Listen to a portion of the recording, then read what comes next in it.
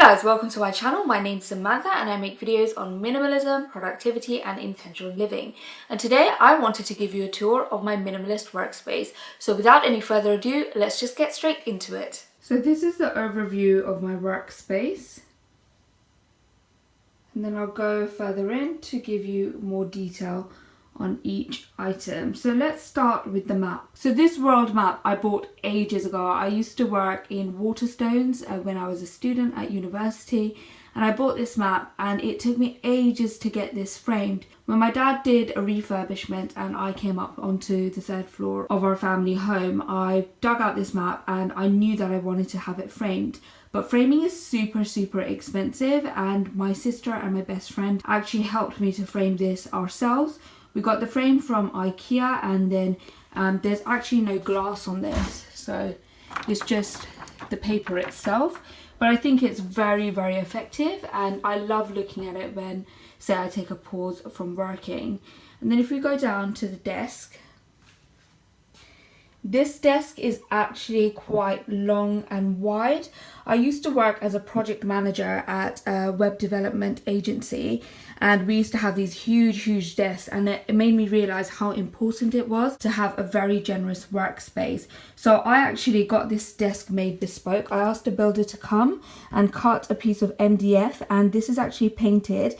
Andrew painted this over for me very recently, which was really kind of him because he knew that I wanted to make this video. So this is a freshly painted desk, and as I said, it's bespoke. So if you look down, you can see how it's got space underneath. And I've got two bins that I recently bought from Amazon. These were about £22 and I love them. This one is empty. The other one has stuff in it, which I'll go through in a second. And this jute bag has all my recycling. As I said, we're on the third floor, so I hate going downstairs all the time. So I collect our recycling and then I'll go down and then dispose of them. This chair that I sit on is pretty expensive. I think it cost a few £100s. I was having really bad shoulder problems and I invested in this, and it's a really worthwhile investment. I bought this I think several years ago. It must be at least 5 or 6 years ago now, and it stood me in good stead. You guys might have also noticed the kettle, the heater and the blanket, and that's because I feel cold so much. I don't know anybody else who feels as cold as me. So this blanket I'll just put on me when I'm working. This kettle is for hot water bottles, and this heater is when I really want to pull out the big guns. So now let's move on to the stuff on the desk. First of all, my trusty computer. This is a MacBook Air and I absolutely love this machine. It actually sits on a stand, and it's really good to have a stand like this because you need ventilation for your computers. This is a really good trick. If you want to increase the longevity significantly of your computers, make sure that there's air circulating underneath it. Sorry about all the wires, but because of the stand, I need to have a separate keyboard, which is a little bit filthy. This needs a good clean. I'm going to clean that after this video. So this is the mouse, which is connected over here. So I use a separate mouse and mouse pad. Super basic stuff. I don't spend loads of money on stationery like this notepad, for example. It's just a packer pad. I bought a pack of 3. I started this in October 2020. I like having the dates of when I started it. I bought a pack of 3 for £7 off Amazon, so it's super cheap stationery, but I always like having a notebook and a journal on the go all the time. Over here we have my 2 sets of headphones. This is a really expensive one. It's a Sony wireless headphone and it's noise cancelling as well. This actually compensates for any bad audio on a video or anything that I'm watching. But this one I use when I'm doing audio editing for my own videos. This is a pretty basic set of headphones, and if there are any issues in the audio, I can definitely hear them more using these headphones. So I use these to edit and clean up my audio. And then I have a folder over here. These are past writings from when I was much younger and I've just kept hold of them. These 2 folders I've talked about loads. This one keeps all my certificates and this one keeps all my important documentation such as tax stuff. This is, we got a new boiler recently, so this I'm keeping hold of for my mum and my dad. This is our boiler paperwork, and honestly they're so bad at keeping stuff organized. That's why I've taken it over. This is just a spare notebook for any kind of stuff related to do with tax stuff and everything if I need to make notes. I don't like putting it in my actual journal because I'll throw away my journals after I finished it. And then I've just got some paperwork that needs looking at, so I put the paperwork that needs looking at right at the front of this, and then once I'm done with it I'll throw it away. This I've turned it around, but this is basically our code for the Wi-Fi. And then if you go over here, this is my little pen holder. We've got a ruler, scissors, a lighter for when I light candles, stapler, some sellotape, and a few pens that I've accumulated for when my pens run out.